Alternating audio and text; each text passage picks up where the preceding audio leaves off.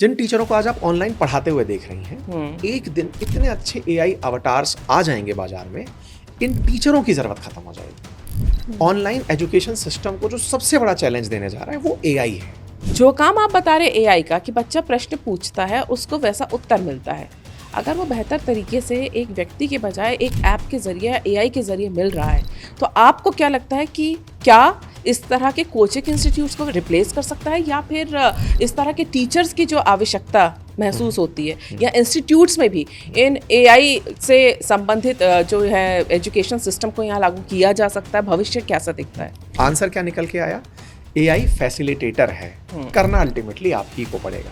हमारे जितने भी युवा साथी सुन रहे हैं मुझे, वो ये ना समझे कि उनके हाथ में गैजेट है तो कुछ भी पूछकर कुछ भी यूज़ कर ले जाएंगे। इसको एक खराब शब्द में कहते हैं कि आज का दौर नॉलेज डायरिया का दौर है, जहां नॉलेज आपको फ्लड की तरह दे दिया जा रहा है।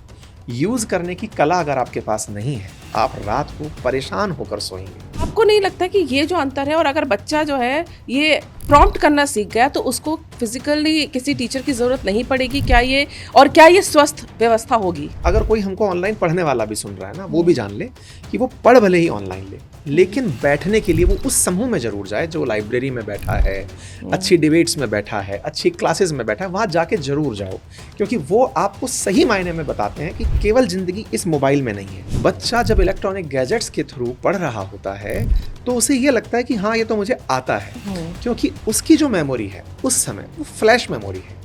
वो उस मेमोरी में जैसे उसे डालता है, आंख बंद करके सोचता है कि हाँ अभी ये तो सुना ही था। लेकिन अगर उससे ये पूछ लीजिए 5 मिनट पहले आपने क्या सुना था, 1 घंटे पहले आपने क्या सुना था, तो उसे रियलाइज होता है कि केवल इनपुट ही नहीं लेना था, प्रोसेस भी करना था। बच्चों में जो बहुत बड़ी इशू आ रही है ना, एक तो आ रहा है उनका अटेंशन स्पैन बहुत कम, बिल्कुल। दूसरा उनकी मेमोरी लॉस हो रहा है। बहुत शुरुआती लेवल से ही उन्हें चीज़ें याद रहना बंद हो गई हैं। जो हमारे साथ बचपन में होता था कि किसी ने हमें कहा तो हमारी लापरवाही कहलाती थी कि कुछ करना भूल गए तो लापरवाह कहलाए। अब वो जेन्युइनली समझ नहीं पा रहा है कि मुझे ये करना था। इंटेलिजेंट आज के दौर में वो लोग हैं जो लॉन्ग फॉर्म कंटेंट कंज्यूम कर रहे हैं। शॉर्ट फॉर्म कंटेंट कंज्यूम करने वालों का अटेंशन स्पैन खत्म हो रहा है, इरिटेशन और फ्रस्ट्रेशन बढ़ रहा है। ये आप ऑब्जर्व कर सकते हैं। बिल्कुल। भारत वैश्विक पटल पर एआई के साथ कहाँ आपको दिखाई देता है? एआई और भारत का कनेक्शन क्या है? क्यों लोग इंडिया में इंटरेस्ट ले रहे हैं? सैम ऑल्टमैन हो या फिर सुंदर पिचई हो, ये भारत क्यों आए? सरकार अगर आधार कार्ड के नाम पर आपसे पूछ ले कि हमें आपका एड्रेस बता दो, आपका डेटा बैंक रखना है, गलत। अमेरिकन कंपनी गूगल आपसे पूछता है मैं आपकी लोकेशन अलाउ कर लूं? आप कहते हो ओह माय गॉड, जीपीएस तुम कितने अच्छे हो, मुझे इतना तक बता रहे हो कि मेरा अच्छा रास्ता कहाँ है। अरे तो महाराज, वो आपके जीपीएस को फ्री में इतनी बड़ी सुविधा जो दे रहा है, आपको पता है वो आपकी इस सेवा को कितने में बेचा है? अमेरिका में एआई का पेनिट्रेशन 40% है। वहीं हम जैसे देशों में अभी 9% की भी रीच नहीं है। ऐसे में अमेरिका ने जो कर लिया वो सबसे करवाएगा। इसलिए नहीं कि वो सब पर राज करता है, इसलिए कि उसकी कंपनियां राज करती हैं। नमस्कार, पांचजन्य में आप सभी का बहुत बहुत स्वागत है। एआई चारों तरफ एआई की बात गूंज रही है। जब से एआई इम्पैक्ट समिट हुआ है उसके बाद से भारत पर विशेष निगाहें हैं। लेकिन भारत के लिए एआई कितना महत्वपूर्ण है, वो भी इसलिए क्योंकि युवाओं का देश है भारत। युवा मतलब शिक्षा, युवा मतलब रोजगार, युवा मतलब भविष्य। तो भारत के भविष्य के लिए एआई का क्या महत्व है? क्या ये शिक्षा के क्षेत्र में वो क्रांति ला पाएगा जिसकी अपेक्षा की जा रही है? क्या रोजगार के क्षेत्र में ये नए अवसर देगा, या फिर जो शंकाएं पैदा की जा रही हैं कि रोजगार छीन लेगा? इन सभी पक्षों पर बात करने के लिए आज हमारे साथ हैं अंकित अवस्थी जी, जो कि एजुकेटर हैं, और उनसे बेहतर इस बात को कौन बता पाएगा। अंकित जी, आपका पांचजन्य में बहुत बहुत स्वागत है। बहुत बहुत धन्यवाद मैम, और आपके दर्शकों को प्रणाम। और सवाल का जो आपने दायरा लिया है वो बहुत व्यापक है। आप चाहें तो इसे छोटे टुकड़ों में करते हैं। देखिए, इस बार जो एआई इम्पैक्ट समिट हुआ, हमने देखा विशेष तौर से छात्रों की अगर हम पहले बात करते हैं, शिक्षा पे बात हुई है, स्वास्थ्य पे बात हुई है, भविष्य में आर्थिक क्षेत्र में जिस तरह से ये हमें विकास के लिए आवश्यक है उस पर बात हुई। शिक्षा के क्षेत्र की अगर हम बात करें, आज के डेट में भारत युवाओं का देश माना जाता है। यहाँ काफ़ी युवा हैं, और अगर हम छात्रों की बात करें तो बड़ी संख्या में हैं जो आने वाले समय में भारत का भविष्य बनने वाले हैं। एआई को लेके कई तरह के संशय हैं। क्या एआई एजुकेशन सेक्टर में अगर आता है तो क्या वो छात्रों के लिए उतना ही लाभप्रद होगा जो अभी हमारा ट्रेडिशनल एजुकेशनल सिस्टम चल रहा है, या फिर यहाँ पे सतर्कता बरतते हुए और समझदारी के साथ एआई का इस्तेमाल करना होगा? जहाँ तक बात है एजुकेशन की मैम, हम समझने के माध्यम में एआई को यूज़ कर सकते हैं। अल्टीमेटली एडुकेटेड वही है जिसने पढ़ कर के ज्ञान को यहाँ बिठा लिया। सो यहाँ दो अलग अलग चीज़ें हैं, एक है रिसीवर और एक है देने वाला यानी डोनर। डोनर क्या क्या हो सकता है? एक लिखी हुई किताब हो सकती है जो कि टेक्स्ट के रूप में अपन देखते हैं। इतिहास में चलते हैं, वैदिक काल में चलते हैं तो सुना हुआ ज्ञान लिया जाता था, श्रुति आधारित था। वो एक तरीका था, ये एक तरीका है। अब जो तरीका है दैट इज विजुअलाइज। तो mode of transfer of knowledge ये अपडेट होता जा रहा है, लेकिन अल्टीमेटली एडुकेटेड वो है जिसने इस पूरे ज्ञान को अपने अंदर बिठा लिया। सबके अपने तरीके होते हैं। जैसे मुझे सुना हुआ ज्ञान बहुत अच्छे से याद होता है, कुछ को पढ़ के समझ में आता है, और कुछ को अगर आप विजुअलाइज करा दो कि सुनो एक इतनी रफ्तार से ट्रेन आ रही है, आवाज़ करते धक धक धक धक चलती हुई आ रही है, अब अचानक उसके सामने से एक पेड़ गिरा हुआ दिखाई देता है जो हाल ही में गिरा है। अब उसका ध्यान वहाँ चला गया है। असल में मुद्दा था ही नहीं कि उसको ट्रेन दिखानी थी, वो तो ये पूछने वाला था कि ट्रेन की स्पीड इतने किलोमीटर प्रति घंटे की थी, बताओ इस पेड़ पर वो कितनी देर में पहुंची। लेकिन विजुअलाइज करा के उसे आप वही मोमेंट पर ले गए। चाहते क्या थे, ऑब्जेक्टिव क्या था? नॉलेज को ट्रांसफर करना। एआई क्या कर रहा है? इन तीनों ही तरीके में, चाहे विजुअलाइजेशन हो, चाहे लिखना हो, चाहे सुनना हो, तीनों में ही वो एक स्टेप अप कर दे रहा है। आप पढ़ना चाहते हैं तो वो पढ़ने को आसान कर दे रहा है। फॉर एन इंस्टेंस, मेरे पास बहुत अच्छे नोट्स हैं, मैंने नोट्स की पीडीएफ ली, मैंने पीडीएफ को उसमें अटैच कर दिया और प्रॉम्प्ट दिया कि इस पीडीएफ में जो मोस्ट इंपॉर्टेंट पार्ट है प्लस अब तक जो पूछे गए प्रश्न हैं उसके अराउंड सारी जानकारी को मेरे सामने पॉइंटर बनाकर लिख दो। उसने मेरा आदेश मान लिया। अब सोचकर देखिए, अगर मैं किसी बच्चे की नीट की प्रिपरेशन में इस लाइन को बोलूं तो नीट का मेजरली पेपर एनसीईआरटी की किताबों से आता है। मतलब ये मान के चलो कि 100% भी कोई कह दे तो अतिशयोक्ति नहीं होगा। मैंने चैप्टर उठा करके उसको अपलोड किया और कहा कि हर लाइन पर एक क्वेश्चन बना के दे दो। उसने क्वेश्चन बना दिया। फिर मैंने कहा एक काम करो, ये क्वेश्चन अब तक कितनी बार आया है इस बारे में रिसर्च करके दे दो। उसने फट से वो रिसर्च करके दे दी कि ये क्वेश्चन इतनी बार आया है। फिर मैंने प्रॉम्प्ट दिया कि ये क्वेश्चन को याद करने का तरीका बताओ। उसने तरीका बता दिया। फिर आपने उससे कहा कि सुनो मुझे समझ नहीं आ रहा है, इसे विजुअलाइज करा दो। उसने मुझे एक वीडियो बना के विजुअलाइज करा दिया। फिर मैं उससे कह रहा हूँ यार विजुअलाइज में मज़ा नहीं आ रहा है, सुनो ना सेल को बिल्कुल सेल के तरीके से दिखाओ, बताओ कि उसमें कैसे केंद्रक होता है, राइबोसोम कैसे होता है, माइटोकॉन्ड्रिया कैसे काम करता है। वो मुझे विजुअलाइज करा गया। इस पूरी प्रक्रिया में वो फैसिलिटेटर था, प्रॉम्प्ट आप दे रहे थे। तो एजुकेशन को फैसिलिटेट कर रहा है, इसमें कोई दो राय नहीं है। दिक्कत क्या है कि आपको प्रॉम्प्ट देना ही नहीं आता है, क्योंकि ज्ञान अर्जित करना आपके पक्ष का काम है। मैंने आपको आपके मोबाइल में दे दिया कि ये है आपके पास एआई का मॉडल, इसे यूज करिए और पढ़िए। आपके अंदर जिज्ञासा ही नहीं है कि मैं क्यों पढ़ूं, क्या कर लेगा ये। आपके अंदर जिज्ञासा ही नहीं है कि मुझे इस किताब से पढ़कर क्या करना है। ये तो वो वाली बात है कि मेरी शेल्फ में 1000 किताबें हैं लेकिन 1000 किताबों का कोई महत्व नहीं है। तो मैम ये जानकारी उनके लिए यूजफुल है जो पढ़ना चाहते हैं। तो आंसर क्या निकल के आया? एआई फैसिलिटेटर है, करना अल्टीमेटली आप ही को पड़ेगा। आपने फैसिलिटेटर की बात की, लेकिन उसमें एक चीज़ और है। जिस तरह से आप बता रहे हैं कि प्रॉम्प्ट दिया, एआई ने आपके हर प्रश्न का उत्तर दिया, आपकी पढ़ाई के तरीके को आसान बना दिया। जब कोई बच्चा, क्योंकि आपने नीट की बात की, हम नीट या जेईई के बच्चों की अगर बात करें तो वो एक कोचिंग सेंटर जाता है। वो इसीलिए जाता है कि वहाँ पे जो टीचर्स हैं वो उनके प्रश्नों को बताएं या उनको एक पैटर्न बना के दें जिससे कि वो इस तरह की परीक्षाओं को पास कर सकें। और इसीलिए चाहे पेरेंट्स कई तो यानी उनकी आर्थिक स्थिति ऐसी नहीं होती पर इतनी महंगी फीस दे के वहाँ पर भेजते हैं। जो काम आप बता रहे एआई का कि बच्चा प्रश्न पूछता है उसको वैसा उत्तर मिलता है, अगर वो बेहतर तरीके से एक व्यक्ति के बजाय एक ऐप के ज़रिए या एआई के ज़रिए मिल रहा है, तो आपको क्या लगता है कि क्या इस तरह के कोचिंग इंस्टीट्यूट्स को रिप्लेस कर सकता है, या फिर इस तरह के टीचर्स की जो आवश्यकता महसूस होती है या इंस्टीट्यूट्स में भी इन एआई से संबंधित जो है एजुकेशन सिस्टम को यहाँ लागू किया जा सकता है? भविष्य कैसा दिखता है? मैं दो चीज़ों को ना मिक्स करूँगा समझाने के लिए, क्योंकि टीचर हूँ। एक किचन में जो मसाले और सब सब्जियां रखी होती हैं, आप मास्टर शेफ़ के किसी शेफ़ को लेकर आएँ और एक मुझे खड़ा कर दें, टेस्ट में डिफरेंस आएगा। कारण है कि मास्टर शेफ को पता है कि कौन सी चीज़ डालनी है, कितनी डालनी है, कैसे प्रेजेंट करना है, इसको कैसे टेस्टी बनाना है। मैं हो सकता है कि उनका वैसा उपयोग ना जानूं। मैम ऐसे ही अगर मैं पुलिसिंग किया हूं तो पिस्टल्स हमारे साथ में होती हैं, तो पिस्टल्स मेरे हाथ में दी जाएं और एक किसी बिंद्रा टाइप के जो हमारे खिलाड़ी रहे हैं उनको दे दी जाए कि साहब ये लीजिए पिस्टल है, आप इसका यूज़ करिए। खेल कहाँ है ना मैम, अगेन ये जो फैसिलिटेटर्स हैं ये उसी के इशारे पे अच्छा काम करते हैं जिनको ज़रूरत डिकोड करना आ गया है। टीचर क्या करता है, वो आपको रियलाइज़ कराता है कि बेटा सुनो, इससे ये करना है। मैं अक्सर कोचिंग की व्याख्या जब लोग करते मुझे दिखते हैं, मैं उनसे कहता हूँ कि कोचिंग आपको रास्ता दिखाती है, सिलेक्शन नहीं कराती है। अल्टीमेटली पढ़ के आपको अपने दिमाग में फिर एग्जाम हॉल में जाना है। आपने ये सोच लिया कि ये तो इसके पास भी है, ये कर लेगा। ये बिल्कुल वैसे ही है कि मैंने एक शोरूम से गाड़ी खरीदी, ड्राइवर का महत्व ही नहीं समझा।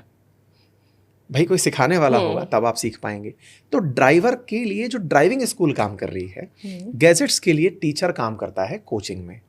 कोचिंग के टीचर्स, जैसे मैंने आपको अभी बताया कि नीट के एग्जाम में मैक्सिमम क्वेश्चंस एनसीईआरटी से आते हैं। ये बात भी पता होना, ये मेरे अनुभव है ना। आईआईटी के क्वेश्चंस जब पूछे जाते हैं, मैं खुद आईआईटी से पढ़ा हूं, आपकी बुक में जो बता दिया गया वहां से नहीं आएगा। ये बात भी पता होना, ये कोचिंग है ना। खिलाड़ी जो बहुत अच्छे खिलाड़ी नहीं बन पाए, वो कई बार बहुत अच्छे कोच बने होते हैं। क्यों बने होते हैं? क्योंकि उन्हें ये पता है कि भाई मैं नहीं जानता, लेकिन तुम सीखो, यही शॉट है तुम्हें जो लेना है, इस शॉट में यहाँ दिक्कत आ रही है, तुम कर सकते हो। तो हमेशा जो कोचिंग में टीचर से अपेक्षित होता है वो ये होता है पेरेंट्स को कि ये सिलेक्शन करवा देगा, नहीं, वो फैसिलिटेट करेगा। डे वन से ये मानकर चलें कि वो मार्गदर्शन कर रहा है, फैसिलिटेट कर रहा है। अपने बच्चे से कहें कि बेटा पढ़ना है आपको, है ना। हमारे जितने भी युवा साथी सुन रहे हैं मुझे, वो ये ना समझे कि उनके हाथ में गैजेट है तो कुछ भी पूछकर कुछ भी यूज़ कर ले जाएंगे। इसको एक खराब शब्द में कहते हैं कि आज का दौर नॉलेज डायरिया का दौर है, जहां नॉलेज आपको फ्लड की तरह दे दिया जा रहा है। यूज़ करने की कला अगर आपके पास नहीं है, आप रात को परेशान होकर सोएंगे। गैजेट्स को यूज़ करना है, इसके लिए भी टाइम टेबल बनाएं कि मुझे इतनी देर से इतने बजे तक हिस्ट्री का ये चैप्टर पढ़ना है। इस चैप्टर को पढ़ने के लिए मुझे इस गैजेट में यहाँ जाना है।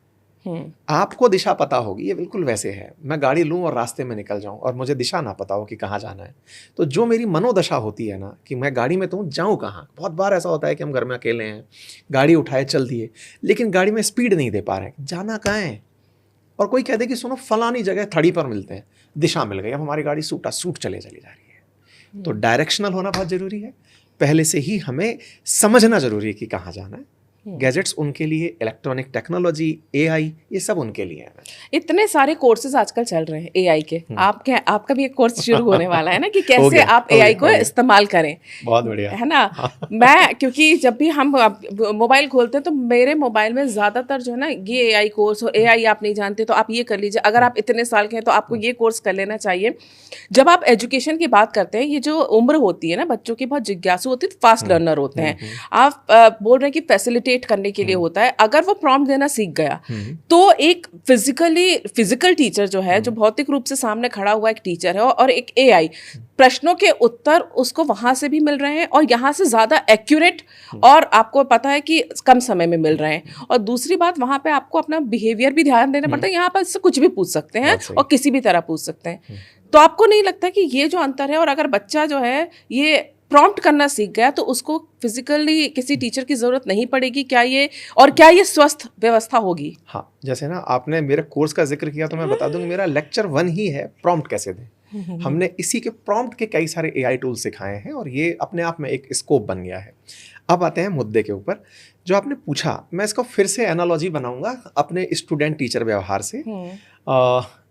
क्लास टीचर जब नहीं होता, हमारे बैग में तो किताबें तब भी होती हैं। हम कितने लोग पढ़ पाते हैं? क्लास टीचर का इंतजार करते हैं, टीचर आएगा, किताब निकलवाएगा, कहेगा पढ़ो। सारी की सारी वही बुकलेट उन्हें पढ़ानी है, सारी वही किताबें उन्हें पढ़ानी है जो हमारे पास ऑलरेडी हैं। बच्चा इंतजार कर रहा है टीचर आएगा। लेकिन एक बच्चा ऐसा है जो सेल्फ स्टडी जानता है, जिसे ये इग्निशन ऑलरेडी ऑन है कि यही तो पढ़ाना है, इतना सा पढ़ने के लिए मैं इतने घंटे क्यों बिगाड़ूं। ये अगेन लेवल ऑफ कॉन्शियसनेस है।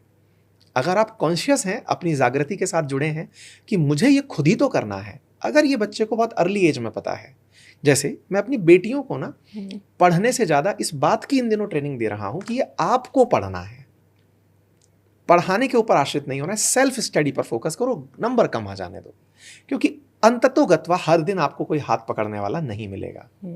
समझो इसे कि ये आपको कैसे आसानी से समझ में आ सकता है, आपको कौन सी चीजें सहयोगी हो सकती हैं। टीचर जब आए आपके पास प्रश्न हो कि सर इसका जवाब दे दो, बच्चे में जगाना क्या है, पढ़ने की जिज्ञासा।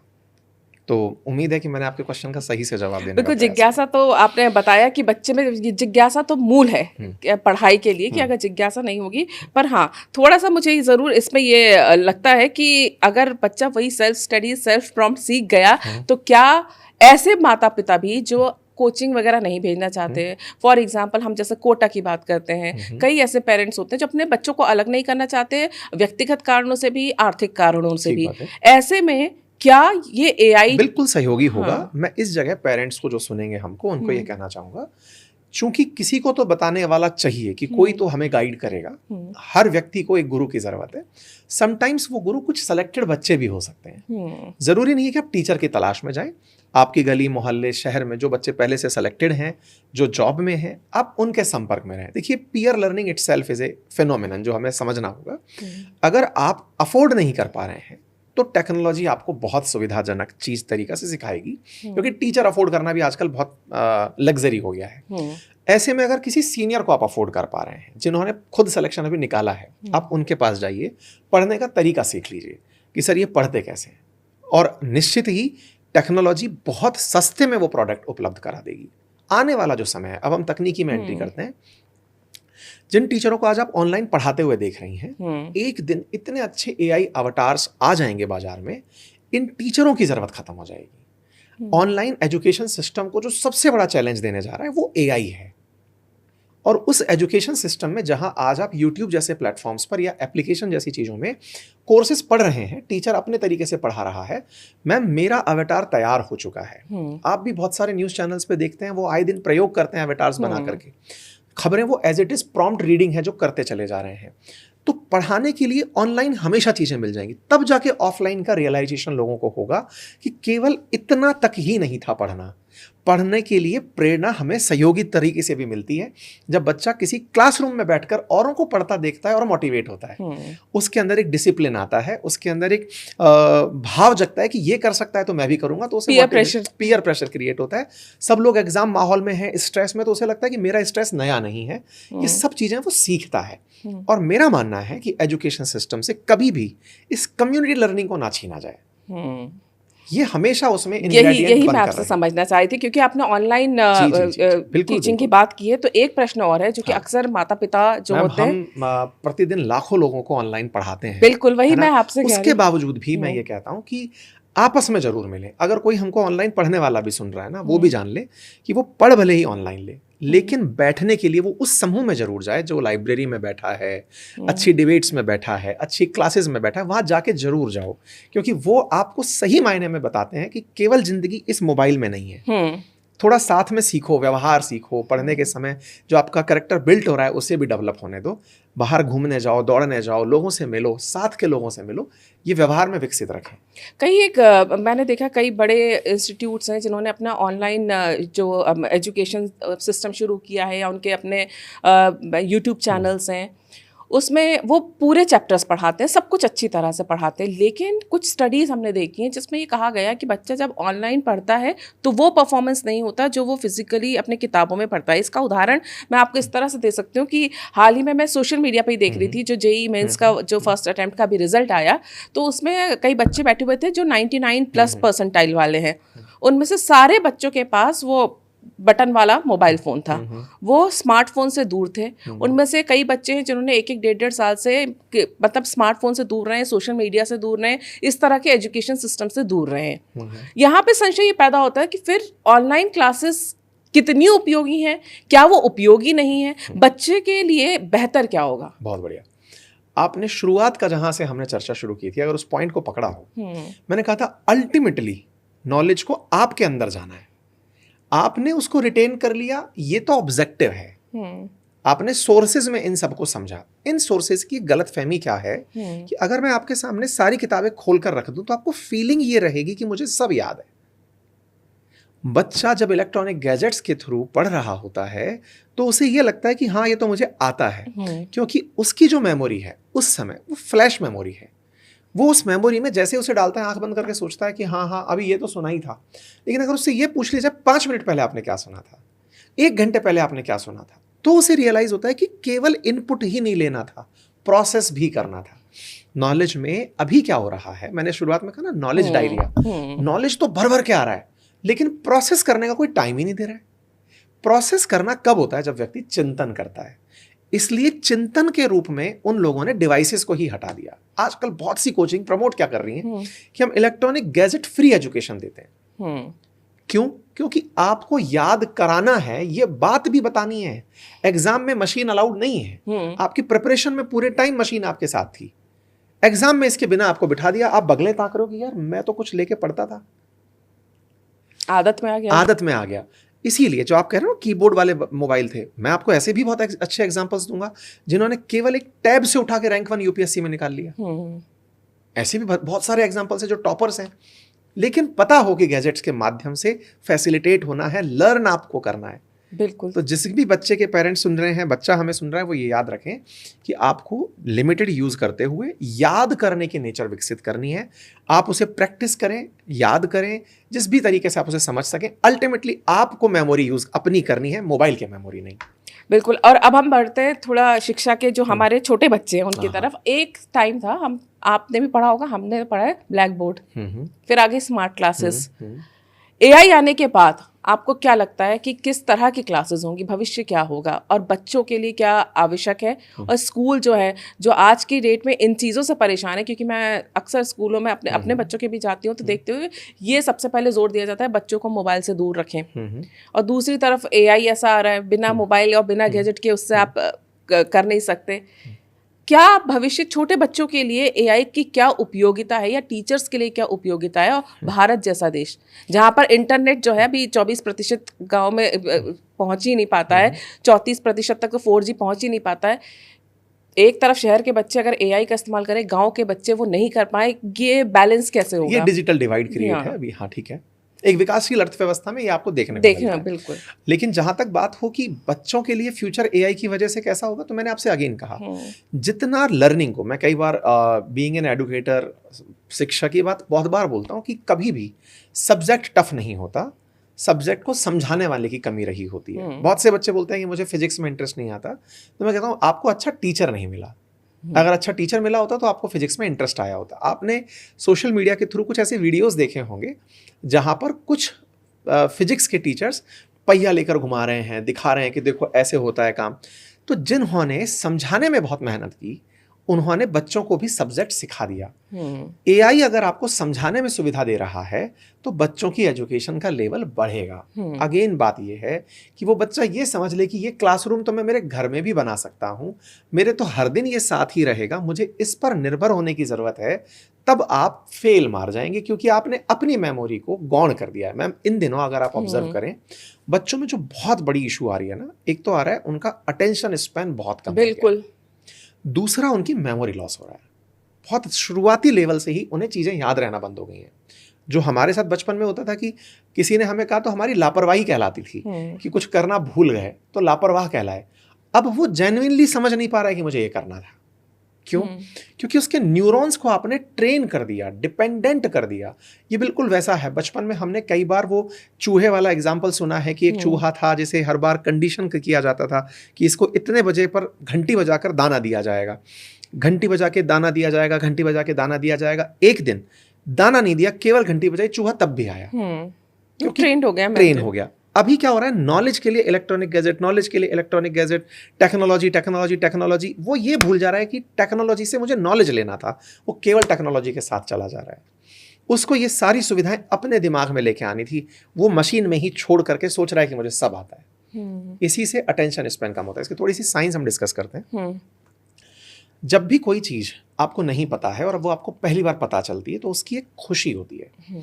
जैसा खाने से खुशी होती है, कुछ लोगों को नशे में खुशी होती है। खुशी में कुछ अच्छे हार्मोन्स रिलीज होते हैं। जनरली खुशी के हार्मोन्स को हम डोपामाइन के नाम से जिक्र में लेके आते हैं। जब भी हम इंस्टेंट ग्रेटिफिकेशन की बात करते हैं तो सोशल मीडिया हमें इंस्टेंट ग्रेटिफिकेशन देता है। कैसे? आपने जब चाहा, जैसी रील चाही, सर्च की और वो आपके सामने निकल कर आ गई। मल्टीपल टाइप के कलर हैं, बहुत अच्छा ऑडियो है, बहुत अच्छा प्रेजेंटेशन है। जैसे ही आपने वो देखा, आपको संतुष्टि मिलने लगी। आपको लगा कि ओ माय गॉड, ये चीज़ तो मुझे चाहिए थी। कारण है, रील बनाते समय ध्यान दिया गया कि आंखों को कौन से कलर्स पसंद हैं। कलर कॉन्ट्रास्ट को फोकस किया गया, म्यूजिक को फोकस किया गया। 1 मिनट के अंदर ये बात खत्म करनी है तो स्टोरी टेलिंग को फोकस किया गया। वो सब कुछ 1 मिनट में दिया गया जो व्यक्ति को पूर्णता का भाव देती है। 1 मिनट में जब पूर्णता आई, मिठाई के साथ दिक्कत है, खुशी के साथ दिक्कत है कि उससे ज्यादा खुश होना है तो उससे नेक्स्ट चाहिए। बच्चों में भी यही दिक्कत है कि उन्हें रील देखकर मजा आ गया, अगली रील उससे अच्छी नहीं मिली तो वो स्क्रॉल करने लगते हैं। स्क्रॉल करने लगते हैं तो दिमाग सोचता है कि अभी मुझे दिमाग लगाना ही नहीं है, ये तो स्क्रॉलिंग में चल रहा है। अटेंशन स्पैन कम होने लगता है। अटेंशन स्पैन कम होने लगता है, वो एडिक्टेड की तरह बिहेव करने लगता है कि मुझे ये नहीं मिल रहा। उसके चेहरे पर आपको स्ट्रेस दिखने लगता है। आप और हम भी जब से सोशल मीडिया यूज करने लगे हैं, स्क्रॉलिंग को कभी फोकस करिएगा हम क्यों करते हैं तो आंसर निकलता है कुछ अच्छा नहीं है आज। अरे भाई, बनाने वाले ने तो बहुत मेहनत से बनाया था, आपको अच्छा क्यों नहीं लगा? क्योंकि आपने लेवल ऊपर टक कर दिया। जब आपने लेवल इतना ऊपर चढ़ा दिया, इसीलिए कहते हैं इंटेलिजेंट आज के दौर में वो लोग हैं जो लॉन्ग फॉर्म कंटेंट कंज्यूम कर रहे हैं। शॉर्ट फॉर्म कंटेंट कंज्यूम करने वालों का अटेंशन स्पैन खत्म हो रहा है, इरिटेशन और फ्रस्ट्रेशन बढ़ रहा है। ये आप ऑब्जर्व कर सकते हैं। बिल्कुल। मेरे जो ऑडियंस हैं वो लोग हैं जो उम्र में बड़े हैं। 25% से ज्यादा लोग वो हैं जो 50 साल से ऊपर के हैं, जिन्होंने बस लगा लिया और अंकित अवस्थी को 30 मिनट तक सुनना है। वो सुन भी रहे हैं, समझ भी रहे हैं और अपनी थॉट भी बना रहे हैं, ताकि वो कहीं डिबेट में जाते हैं, किसी 5 लोगों के बीच में बैठते हैं तो वहां बातें रख पाते हैं, क्योंकि वो रिटेन हो रही हैं। उन्हें ये नहीं है कि हटाओ अब कुछ और देखते हैं, कुछ और देखते हैं, नहीं, है ना। तो यहां से हमने एक साइकोलॉजी के ऊपर मतलब कमेंट किया, और वो ये कि अगर आप रील देख रहे हैं तो आप बीमारी के नज़दीक हैं। देखना बंद करिए। थोड़े दिन में आपको आपका अटेंशन स्पैन इरिटेट करेगा, आपको मज़ा नहीं आएगा, आपको बहुत सी जगह ऐसा फील होने लगेगा कि ये नश्वर दुनिया है, मैं क्यों इस दुनिया में हूँ। आप डिटैच फील करने लगेंगे, क्योंकि प्रकृति आपको इंस्टेंट फीलिंग नहीं दे रही है। नशे की तरह है। नशे की तरह है। आपको बोरियत होने लगेगी, मन नहीं लगने लगेगा, आपको लगेगा मेरा मन नहीं लग रहा है यार। वो असल में मन की बीमारी नहीं है, वो बीमारी है आपने जो कंज्यूम किया है उससे ऊपर के डोपामाइन की। अब उससे ऊपर का डोपामाइन, बच्चों को आजकल आउट गेम खिलाई नहीं जा रहे, बाहर जाकर के बच्चे आउटडोर में जा ही नहीं रहे। दिल्ली जैसी जगह पॉल्यूशन बहुत ज़्यादा परेशान कर रहा है, बाहर जगह भीड़ परेशान कर रही है, सुरक्षा के भाव परेशान कर रहे हैं। तो बच्चा घर में ही खुद को क्रेज रखने के लिए ये सब करता चला जा रहा है। तो इस पे बहुत ध्यान रखने की आवश्यकता है, क्योंकि पेरेंट्स को ध्यान, क्योंकि आप भविष्य में बच्चे की सोचने की क्षमता खराब कर रहे हैं, और अगर बच्चा सोच ही नहीं पाएगा तो कुछ रचनात्मक कर भी नहीं पाएगा। फिर आप कितना ही AI लेकर आए, डिस्ट्रक्टिव हो जाएगा। बिल्कुल सही बात है। माफ कीजिएगा, मैं एक और चीज़ आप पे पूछना चाह रही थी आपसे कि अब हम क्योंकि AI की बात कर रहे थे, जब से ये AI सबमिट हुआ है तब से लोगों के मन में ये हो गया कि अगर हम AI नहीं सीखेंगे तो हम दुनिया में पिछड़ जाएंगे। फोमो बोलते हैं, है ना, फोमो। क्या हर फील्ड के लिए, किसी भी क्षेत्र में, चाहे आप नौकरी करते हो, चाहे आप व्यवसाय करते हो, चाहे आपका स्टार्टअप हो, चाहे आप कुछ भी नहीं करते हो, क्या AI को सीखना आज के लिए बहुत ज़्यादा आवश्यक है? ये क्या जीवन में प्राथमिकता के तौर पे देखा जाना चाहिए, भविष्य को ध्यान में रखते हुए? एक एनालॉजी बनाते हैं जी। हमारे पास एक मोबाइल है लेकिन व्हाट्सएप नहीं है। आज आपको व्हाट्सएप AI की ज़रूरत नहीं है, सिंपल व्हाट्सएप की बात कर रहा हूँ।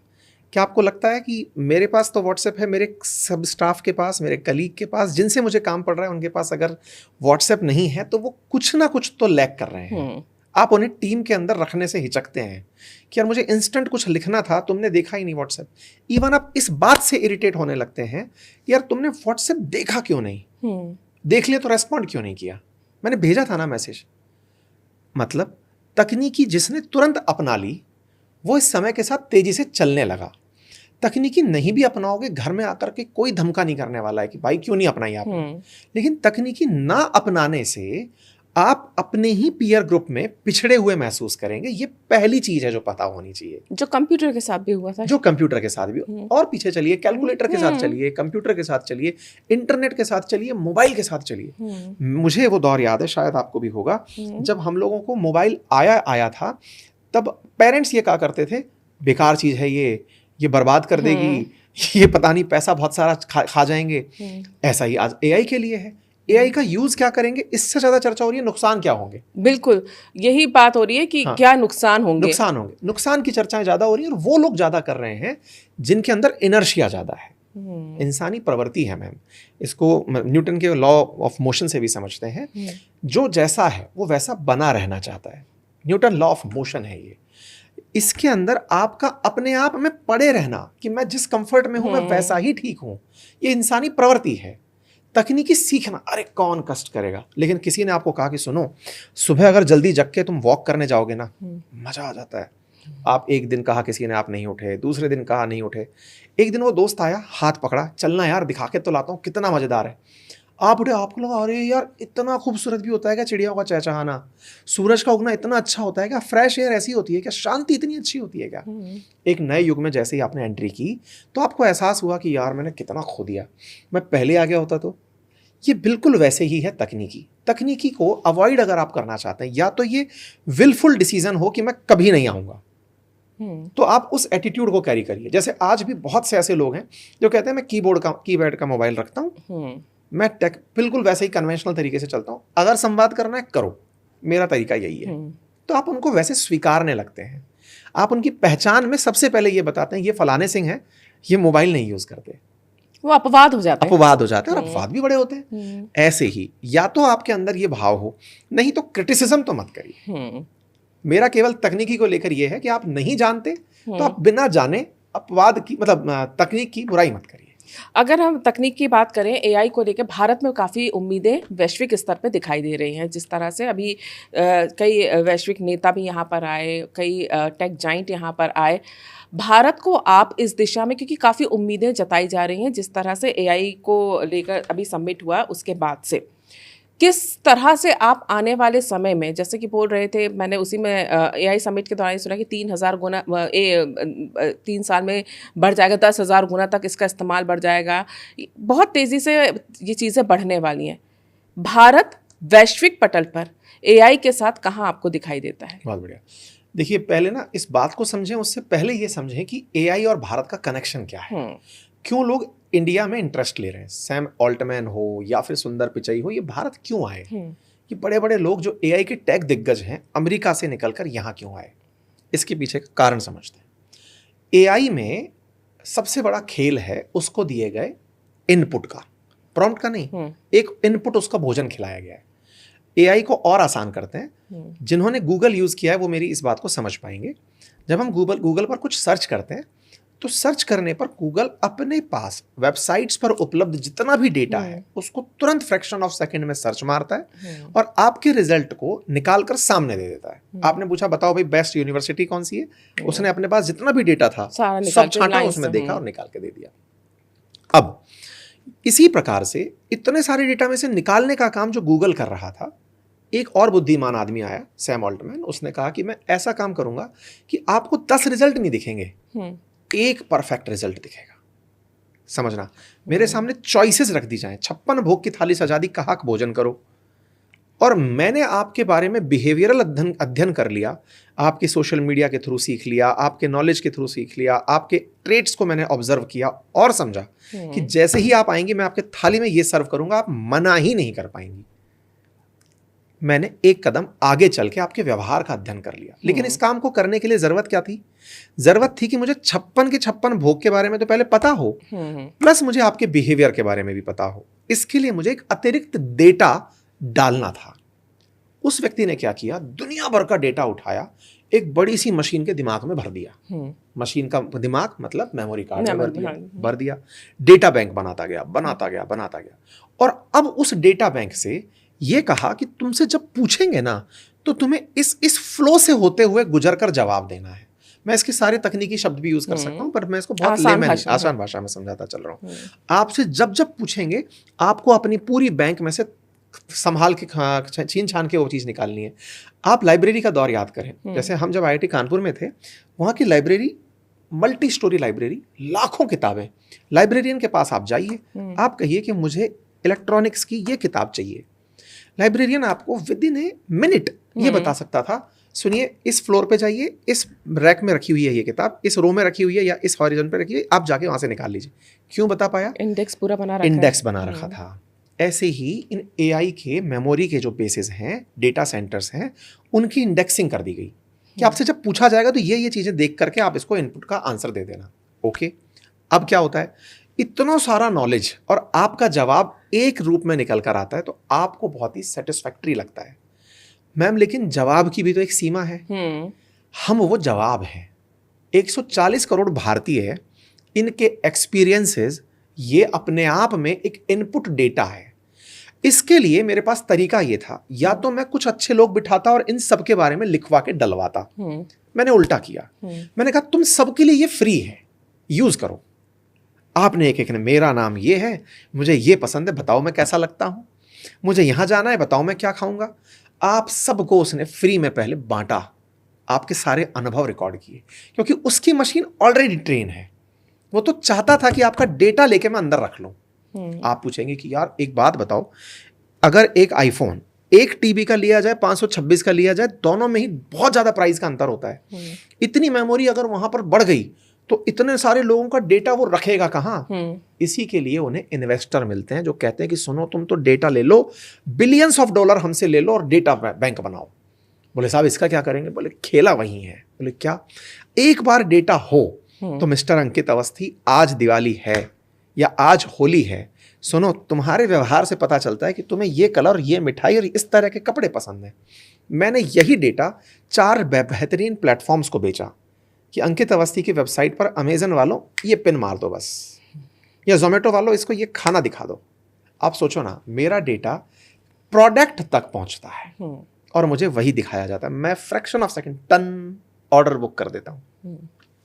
मैं खुद एक प्रोडक्ट था।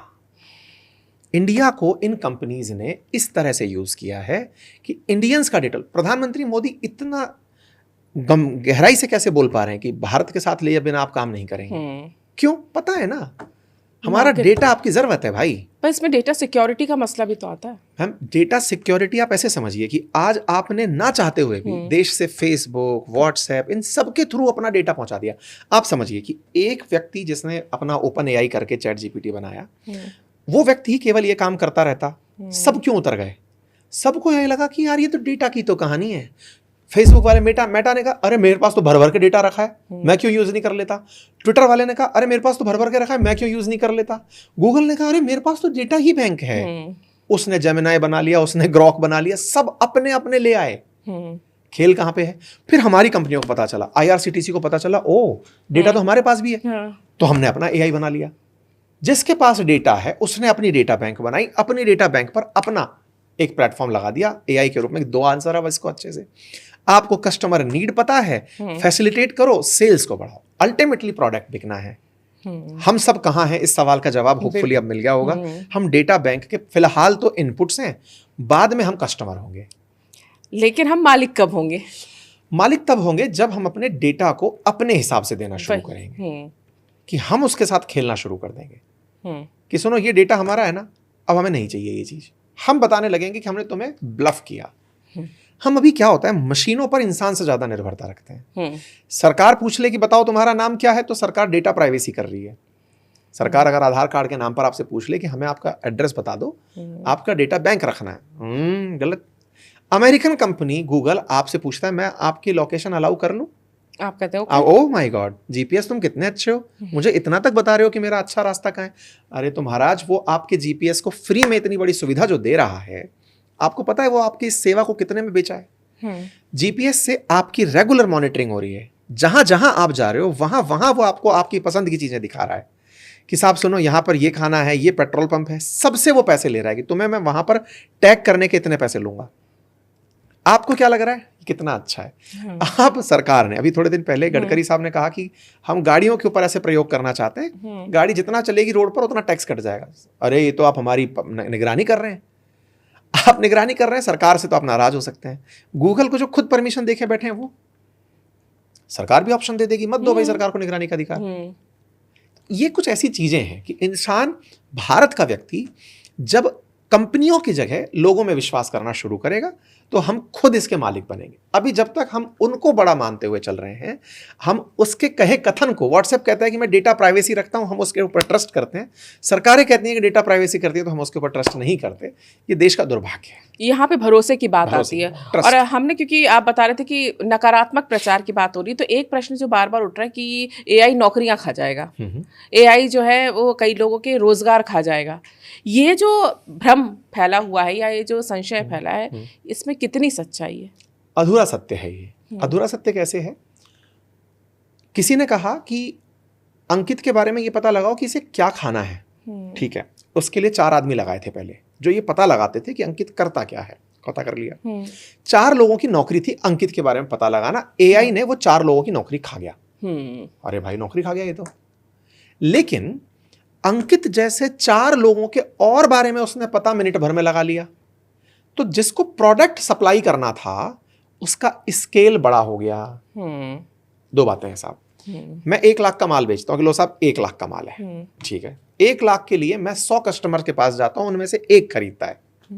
मेरा माल कितना बिका? 1। मैंने मशीन से कहा कि ढूंढो कि मेरा पोटेंशियल बायर कौन है। मशीन ने 100 लोगों में से 5 लोग पकड़ेगी। सुनो सर, उसको आप टारगेट करो तो बेच दो। मेरा 100 में 1 बिक रहा था, अब 100 में कितना बिक रहा है? 5। 5 बेचने के लिए मुझे 5 बनाने पड़ेंगे। बनाने में मुझे स्केल करना पड़ेगा। आप समझिए कि एआई सर्विस है, प्रोडक्ट नहीं है। सर्विस है तो प्रोडक्ट तो देना पड़ेगा ना अल्टीमेटली। भाई आज अमेजन से आप क्या दे दोगे? Feel good? नहीं, कपड़ा तो दोगे ना। किसी को मोबाइल गिफ्ट करोगे, किसी को कपड़ा दोगे, किसी को मिठाई दोगे। अल्टीमेटली मैन्युफैक्चरिंग पे बात आएगी। तो जब प्रोडक्शन इस वजह से बढ़ने लगेगा तो रोजगार दूसरी जगह बढ़ने लगेगा। सर्विस सेक्टर के रोजगार खाएगा, मैन्युफैक्चरिंग के रोजगार बढ़ाएगा। इसका एक उदाहरण मैं इससे देख सकती हूँ। अभी 1-2 दिन पहले ही मैंने एक खबर पढ़ी थी, उसमें यह था कि एआई लोगों को रिक्रूट कर रहा है, क्योंकि एआई जो है वो काम तो कर सकता है लेकिन भौतिक काम नहीं कर सकता। हाँ। क्योंकि अगर आपको सब्जी इधर से उधर ले जाना है उसके लिए आपको, लेकिन उसमें हैरानी की जो बात ये थी कि रिक्रूटमेंट एआई कर रहा है व्यक्ति को, और किस तरह से आपको करना है उसका बॉस एआई है। कर दिया भाई उसने, आपका काम आसान कर दिया। आपको एग्जैक्ट वो जगह बताई। आज आप बहुत सी ऐसी वेबसाइट्स पे जाइए, वो आपका इंटरव्यू खुद मशीन ले रही है। ये था उसमें। मशीन इंटरव्यू लेकर के आपका रेज्यूमे बना के खुद से पोस्ट कर दे रही है कि ये पोटेंशियल कैंडिडेट्स हैं और ये पोटेंशियल जॉब देने वाले हैं। दीदी दोनों को मिला दिया। फैसिलिटेटर्स है ना भाई। सर्विस वाले को इंडिया में टेंशन क्या, किस बात की? थोड़ा सा हम पीछे चलते हैं। अर्थव्यवस्था के 3 पड़ाव होते हैं, primary, secondary, tertiary. Primary sector है जैसे कि खेती है, खदानें हैं, जहां से आप चीजों को रॉ करके निकालते हैं, जिसमें इंसानी हाथ लगते हैं, मशीनें नहीं लगती आसान तरीके से। और मशीनें लग भी गई तो प्रोडक्शन में इसका स्केल होता है, जितनी चीजें बढ़ाओगे उतना स्केल कर जाओ। सेकेंडरी सेक्टर में जब मशीनें रॉ मटेरियल को फिनिश गुड में बदलती हैं, that is secondary sector of अर्थव्यवस्था। एक होता है प्रत्यक्ष सेक्टर ऑफ अर्थव्यवस्था। उसमें क्या होता है, जो मशीन बन गई उसके आप सहयोगी बन गए। जैसे आपने एक फ़ोन खरीदा, मैं आपके पास कस्टमर केयर से कॉल करके पूछता हूँ, साहब ये फ़ोन कैसा लगा? सर कोई असुविधा तो नहीं आ रही? आपने कुछ फ्रिज खरीदी, सर ये फ्रिज सही तो चल रही है ना? ये सर्विस सेक्टर है। मैं आपकी सर्विसेज बेटर करने में काम करता हूँ। इंडिया ने क्या किया, जो सबसे उन्नत किस्म के देश हैं, विकसित राष्ट्र हैं, वो सर्विस चाहते हैं। अच्छा, एक अमीर आदमी क्या चाहता है? अमीर आदमी मेहनत नहीं करना चाहता। कहते हैं आवश्यकता आविष्कार की जननी नहीं है, आलस्य आविष्कार की जननी है। हाँ। जितना आलस बढ़ता गया उतना आविष्कार होता चला गया कि भाई मुझे नहीं उठना, भाई मुझे मेरी आवाज से गाना चल जाए, लाइट बुझ जाए, गेट खुल जाए, सब चाहिए। आपने इसीलिए आविष्कार किए। सर्विसेज चाहते हैं आप। मतलब इंसान की बेसिक भौतिकतावादी प्रवृत्ति क्या है? सेवा करवाना। सेवा के नाम पर सारे सेवा असिस्टेंट बनते चले गए। तो सर्विस सीकर कौन बन गए? अमीर लोग। सर्वर कौन बन गए? सर्वेंट कौन बन गए? गरीब लोग। भारत कहां खड़ा था? अर्थव्यवस्था धीरे धीरे बढ़ती जा रही थी, हम सर्विस देने वाले बन गए कि साहब हम विकसित विकासशील राष्ट्र हैं, अल्प विकसित से विकासशील में पहुंचे हैं, हम सर्विस देंगे। तो हमने दुनिया भर के बीपीओज हमारे यहाँ बना लिए, सॉफ्टवेयर लिखने वाले कोडर हमारे यहाँ बना लिए, हमने तमाम वो लोग पैदा कर लिए यहाँ पर जो सर्विस दे रहे हैं। मेजर क्लाइंट्स आप उठाकर देखेंगे तो कहेंगे कि अमेरिका में क्लाइंट बैठा है साहब, इसका सर्विस कहाँ दे रहे हो? बैंगलोर में। समझ में आया? बिल्कुल। तो जब सर्विस मशीन देने लगेगी इंडिया ने कहां पर पैर मारा? टर्शरी अर्थव्यवस्था में खुद से पहले एंट्री कर गया। करना क्या था? मैन्युफैक्चरिंग सेक्टर को बड़ा करना था, जो किसने किया? चाइना ने किया। भारत कहां पर अटक गया? डायरेक्ट छलांग मार गया, बीच का पोर्शन खाली था। तभी सरकार को समझ में आया कि सुनो, मेक इन इंडिया लेकर आओ यार, देश में प्रोडक्शन को बढ़ावा दो। प्रोडक्शन बढ़ेगा तब जाकर अल्टीमेटली हम सरवाइव करेंगे। सर्विस को तो मशीनें बाईपास कर देंगी। क्या कारण है? एंथ्रोपिक नाम से एक एआई, उसका क्लॉड नाम से एक एआई मॉडल, उसका एक मॉडल अपडेट आता है, धड़ाम से आईटी के शेयर नीचे गिर जाते हैं। अभी कल की ही न्यूज है, क्लॉड के कारण आईबीएम के शेयर नीचे आ गए, क्योंकि उसने कहा कि आईबीएम का जो कोबोल है उसको तो मैं दोबारा रीराइट कर सकता हूं। कोबोल बेच करके आईबीएम 95% रेवेन्यू जनरेट करता है। उसको वो तब से खींचता आ रहा है 50 साल से, सोने की मुर्गी है वो उसके लिए। लेकिन वो कह रहा है कि ये तो कोई बड़ी बात थोड़ी है, मैं इसको रीराइट कर दूंगा। आईबीएम को लगा कि यार ये तो मेरा पूरा खजाना खा गया। कहने का मतलब समझिए, जो सर्विस प्रोवाइडर्स हैं उनको डरना चाहिए, क्योंकि उन्हें अब उन्नत सर्विस देने के लिए एक और सर्वेंट मिल गया। इसलिए देश समय रहते अगर मैन्युफैक्चरिंग में एंट्री कर गया, क्योंकि उपभोक्तावाद बढ़ेगा, लोगों को जरूरतें पता चलेंगी, वो उसको प्रोड्यूस करने लगेंगे। आप ये पकड़िए कि लोग चाह क्या रहे हैं। अल्टीमेटली मशीनें क्या करेंगी ना, आपके एआई डेटा से आपसे प्रोडक्ट्स बनवाएंगी, और प्रोडक्ट बनवाने में तो इंसान का योगदान होगा। इसीलिए आत्मनिर्भर भारत की जो बात की जाती है, और इसी से जुड़ा मेरा अगला सवाल भी है कि कई स्टार्टअप्स कंपनियां हैं भारत में तेजी से बढ़ रही हैं। एक तरफ ये भी कहा जाता है कि एक बबल की तरह है, कहीं ऐसा ना हो ये फट जाए। इतनी स्टार्टअप एआई से रिलेटेड जो शुरू होती है, क्योंकि पिछला अगर हम रिकॉर्ड देखें तो कई स्टार्टअप कंपनियां हैं जिनको लगता था कि ये यूनिकॉर्न बन जाएंगे, और बहुत तेज़ी से वो बबल फूटा है। इसी तरह एआई को लेकर भी जो स्टार्टअप कंपनियां इतनी तेज़ी से आगे आती हुई दिख रही हैं, क्या उनके साथ भी ऐसा हो सकता है, और क्या सावधानी बरतनी चाहिए? दो बड़े सवाल हैं। एक तो ये कि क्या ये बबल फट जाएगा एआई का, दूसरा ये कि क्या स्टार्टअप फट जाएंगे। दो अलग अलग सवाल। बिल्कुल। पहले मैं एआई का जवाब देता हूँ, फिर स्टार्टअप का आऊंगा। एआई नहीं फटेगा, ये मैं इतना श्योर क्यों हूं? जब कोई अमीर आदमी ना इसको पहचान बना लेता है, जैसे हम नाम लेंगे लेकिन फिर भी वो थोड़ा आपत्तिजनक होगा, नीरव मोदी एक ब्रांड था। नीरव मोदी ने क्या किया? अमीरों के लिए महंगी से महंगी स्ट्रीट्स पर अपनी दुकानें खोल दी, सूरत से सस्ता स्टोन उठाया, उस पर नाम लिख दिया नीरव मोदी, बड़े से मॉडल को पहना दिया। लोगों को लगा कि नीरव मोदी का अगर मैं डायमंड पहनता हूं तो मैं अमीर हूं। क्लास मतलब एक स्टैंडर्ड आपका। लुई विटॉन भी यही करता है कि भाई उठाओ, सबसे महंगा आदमी उठा करके उसको पहना दो, अब कहो कि ये 5 लाख का पर्स है। पर्स तो वो बन के 50,000 में से मतलब 5,000 में आ जाएगा। बेचा कितने का? 5 लाख का। अमीरों को ये आदत है कि हमारे ट्रेंड्स फॉलो हों। टेक्नोलॉजी के साथ भी यही होता है, अमीर टेक्नोलॉजी अपनाता है, गरीब नहीं अपनाता। ये मैं नहीं बोल रहा हूं, ब्रांड्स लाइन से डिवाइड होती है दुनिया, ईस्ट और ग्लोबल साउथ, वेस्ट और ग्लोबल साउथ। ये जो बटने वाली व्यवस्था है ना, ग्लोबल साउथ वर्सेस रेस्ट, इसमें अमीरों ने बहुत तेजी से एआई अपनाया है। अमेरिका में एआई का पेनिट्रेशन 40% है, वहीं हम जैसे देशों में अभी 9% की भी रीच नहीं है। ऐसे में अमेरिका ने जो कर लिया वो सबसे करवाएगा। इसलिए नहीं कि वो सब पर राज करता है, इसलिए कि उसकी कंपनियां राज करती हैं। आप जो सर्विसेज यूज कर रहे हैं उनमें मैक्सिमम आप जिस वीडियो को बना के जिस जगह डालेंगे वो भी अमेरिकी है। हाँ। तो ऐसे में अमेरिका जब सब जगह है और उसने एआई मान लिया है कि है, तो आपको मानना है कि एआई है। तो रही बात तो ये, क्या ये बबल फटेगा? नहीं, क्योंकि अर्थव्यवस्थाएं खत्म हो जाएंगी अगर ये फट गया तो। अब ये खराब भी है ना, तो वो लोग चला के ले जाएंगे। समझ में आया? ट्रिलियंस ऑफ डॉलर लग गया। अब चलते हैं हम दूसरी तरफ। किस बात पर? कि साहब स्टार्टअप फटेंगे क्या? देखो सर, देश में 140 करोड़ लोग हैं, सर्व करने के लिए सबको अलग अलग चीजें चाहिए। आज मुझे हिंदी बोलने के कारण अगर उत्तर भारत में सुनते हैं, एक सर्वम जैसा एआई आता है जो मुझसे कहता है कि सर मैं आपको ना दक्षिण की भाषा में भी बहुत अच्छा एफिशिएंट बना दूंगा। मेरी रीच बढ़ा दी उसने। दक्षिण की भाषाएं सिखाने के लिए तो मुझे एक स्टार्टअप चाहिए था। अमेरिका वालों को फुर्सत नहीं है, वो तो 197 देश पकड़ के चल रहे हैं, 193 देश पकड़ के चल रहे हैं। लेकिन मेरे देश की जरूरत तो आप पकड़ोगे ना। तो एक स्टार्टअप निकल के आता है कि सर आपकी लैंग्वेज में मैं इसको कन्वर्ट कर सकता हूं, कर लूं? अरे यार प्लीज करो ना। तो स्टार्टअप्स के लिए ये अपॉर्चुनिटी है। स्टार्टअप्स को बस ये ध्यान देने की जरूरत है कि आप सर्विस दे रहे हैं, सर्विस रिप्लेसेबल होती है, सर्विस अपडेट होती है अमीरी के साथ। मैं पहले अगर अफोर्ड करता था 1 स्टार होटल, पैसा बढ़ा 2, 3, 4, 5 एग्जैक्टली सर्विस में। अगर मैं पहले एंड्रॉइड यूज करता था, आज मैं iOS यूज कर रहा हूं, इस तरह से सर्विस अपग्रेड होती हैं।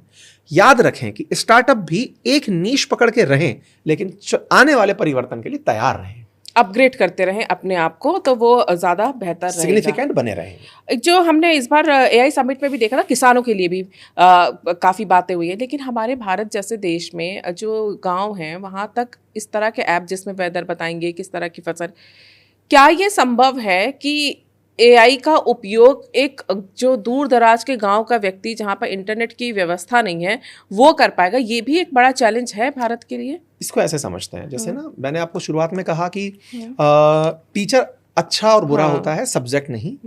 ऐसे ही तकनीक अच्छी और बुरी नहीं होती है, आपने उसका उपयोग समझाया नहीं। एआई एक तकनीक का तरीका है। आप क्या वाकई में किसी चीज को आंसर कर पा रहे हैं? आप जबरदस्ती हर चीज में, जैसे आपने कहा कि मेरे घर में हींग रखी है, बोले साहब तो बोले आज रबड़ी बनी है, डाल दूं क्या? तो ये समझना होगा कि साहब मेरे पास तकनीक है, तो क्या मेरे किसानों के लिए तकनीक की जरूरत है? अगर है, आप जरूरत को जब आंसर करने निकलेंगे लोग अपनाते हैं। आप एक बात बताइए, आज हमारी जो यूपीआई है इसका इतना पेनिट्रेशन क्यों है? मैं भी वही कहने वाली, हर व्यक्ति इस्तेमाल कर रहा है। इसका मतलब आपने आवश्यकता को आंसर किया था। आप कहते हैं कि साहब सुनो, मैं एक बहुत बढ़िया जिंगल बेल रिंगटोन लेके आया हूं, लोगे क्या? भाई जरूरत नहीं है यार, मेरी जरूरत पकड़ लो ना। अगर किसान को जाकर आपने एक बार में, प्रधानमंत्री मोदी ने अनाउंस कर दिया कि सुनो हम एक ऐसा ऐप ले आए जो आपको ये बताएगा कि किसानों तुमने जो फसल आज खलियान में छोड़ी है, कल बहुत तेज बारिश आने वाली है। मैं बोल रहा हूं, आप बोलोगे इतनी देर में मोबाइल हैंग कर जाएगा। आप समझ गए? क्योंकि किसान को परेशानी होती है, बारिश आती है, सब उसको ढकना पड़ता है। आपका एआई टूल बता रहा है कि इतनी देर में बारिश आने वाली है, मोबाइल में अलर्ट बजने लगता है। मैं इजराइल गया था, मैं ऐड करता हूं, तकनीकी का यूज ऐड करता हूं। मैं इजराइल गया, वहां पर मैंने देखा कि वहां पर एनी टाइम कहीं ना कहीं से बम गिरते हैं और आम जनता बहुत आराम से रहती है।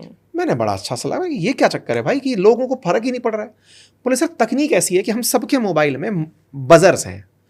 जैसे ही बम आया, अगर आयरन डोम उसको काउंटर नहीं कर पाया, पहले तो उसको निकाल दिया, आयरन डोम काउंटर नहीं कर पाया, तो फिर रडार उसको ये बताएगा किस एरिया में जाके गिरेगा। हम तैयार हैं कि यहाँ गिरेगा। उस एरिया के हर मोबाइल में, फोन में, टीवी में, सब जगह अलर्ट आने लगेंगे। और ऐसे अलर्ट आने लगेंगे कि आपको लगना लग जाएगा कि चलो चलो चलो अंडरग्राउंड चलते हैं। हमारे अंडरग्राउंड जाना ऐसा है जैसे कि ओ गिर गया क्या, चलो आओ बाहर आओ चलते हैं। तो तकनीकी अगर आपकी जान बचा रही है, फैसिलिटेट कर रही है, जरूरत है आपकी। हाँ। आपने बिल्कुल सही कहा। और अंत में चलते चलते ये बता दीजिए, 10 वर्ष बाद एआई के साथ भारत का भविष्य कितना आपको अच्छा दिखाई दे रहा है या कुछ चुनौतीपूर्ण भी दिखाई दे रहा है? हम अर्ली मूवर तो नहीं थे, क्योंकि किसी के दिमाग की खोज थी ये।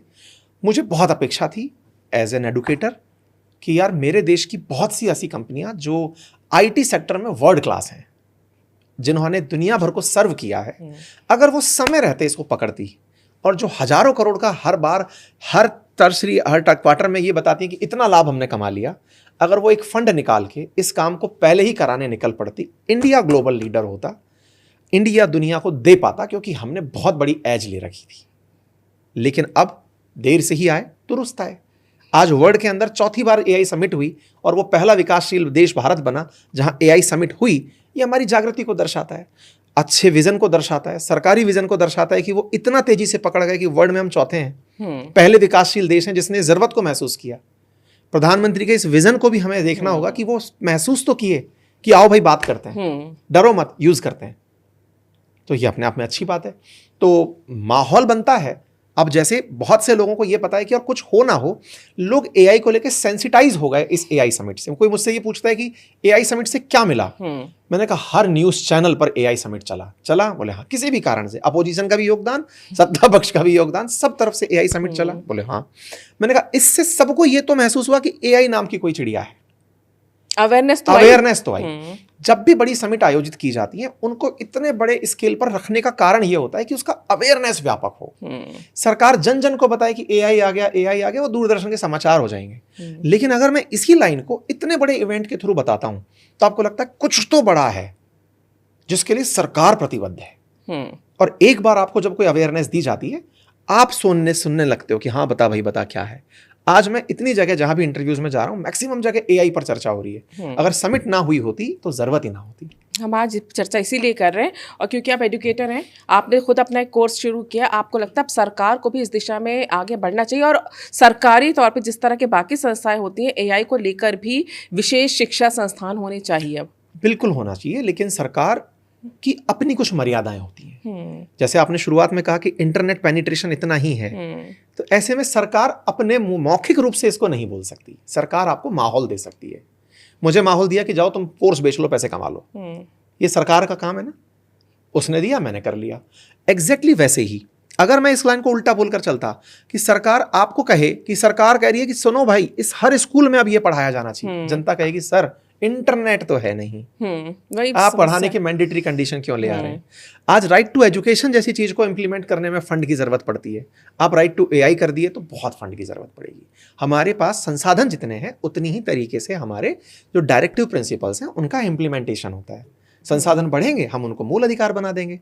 कभी डायरेक्टिव प्रिंसिपल हुआ करता था शिक्षा का अधिकार, आज वो राइट टू एजुकेशन हमारा मूल अधिकार है ना। अब राइट टू हेल्थ की बात अगर की जाए, कल को ये डीपीएसपी से मूल अधिकार में आ जाएगा, ऐसे कभी तकनीकी भी आएगी। बिल्कुल, निश्चित तौर पर कुल मिला के इस पूरी चर्चा का सार यही निकलता है कि एआई से भागे नहीं, अपने कंफर्ट जोन से बाहर निकले, कोई चीज़ नई सीखेंगे तो जीवन में आप अपने आप को इवॉल्व भी करेंगे और समय की आवश्यकता भी है ये। और एआई से डरना नहीं है, सतर्कता ज़रूर रखनी है, सावधानी रखनी है, लेकिन सहजता के साथ इसे स्वीकार भी करना है। अंकित जी, आप आए, आपने ये पूरी चर्चा की, इसके लिए आपका बहुत बहुत धन्यवाद। बहुत धन्यवाद ma'am, thank you so much. अगर आपको ये चर्चा पसंद आई है तो इसे लाइक करें, शेयर करें और हमारे इस चैनल को सब्सक्राइब जरूर करें। नमस्कार।